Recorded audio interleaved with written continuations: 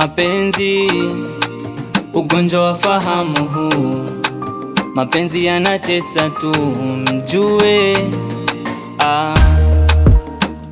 Mapenzi pia ni furaha tu kwa wasoumizwa tu mtambue.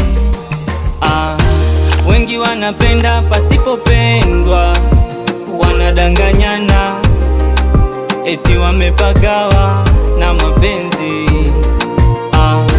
Kuna wengi wanasema penzi chenga, kumbe wanaizaya. Kuna wengi wamepagawa na mapenzi.